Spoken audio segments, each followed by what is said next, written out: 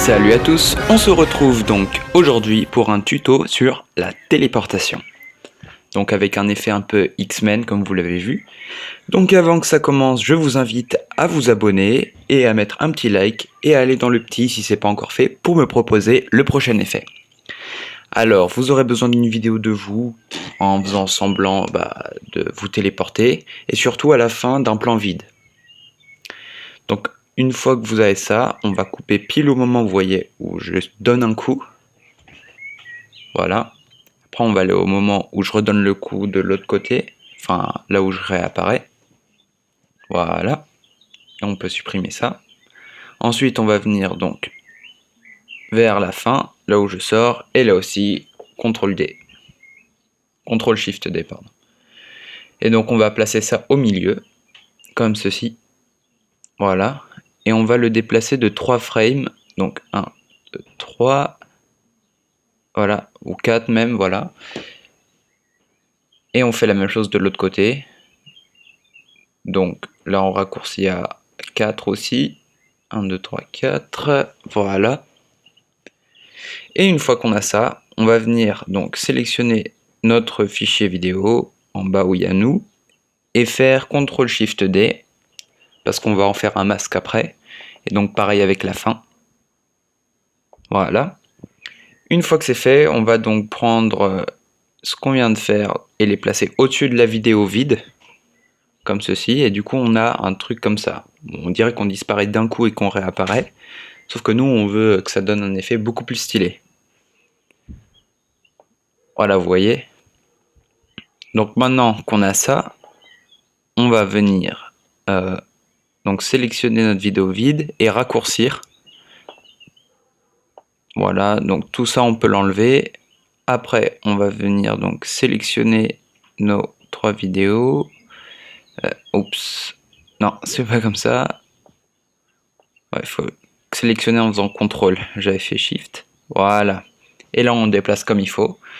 Et donc là, on rapproche, voilà. Et là du coup c'est beaucoup plus rapide et plus réaliste. Et on va raccourcir la composition du coup parce qu'on n'a pas besoin qu'elle soit aussi longue. Et voilà, donc là déjà c'est beaucoup plus rapide, plus vivant. Sauf que nous on veut styliser ça, donc on va faire un masque. Voilà, comme ceci. Et vous voyez, comme on a le fond, bah du coup ça change rien même si on fait un masque. Puis on va venir faire une image clé pour tracer et on va le rétrécir, donc au moment où on est supposé disparaître. Donc pour ça, je vais le mettre vers le centre. Bon, ça fait des formes bizarres, mais ça s'ajuste. Voilà. Et après, on ajuste tranquillement. Voilà. On fait la même chose avec ce côté-là. Et voilà. Ensuite, on va venir ajouter du contour. Voilà. Et donc maintenant, on a un effet déjà beaucoup mieux. Et du coup, vous avez compris, on va faire la même chose en inverse. Donc pour l'apparition, donc sur la dernière frame où j'apparais, voilà, on met qu'on voit tout.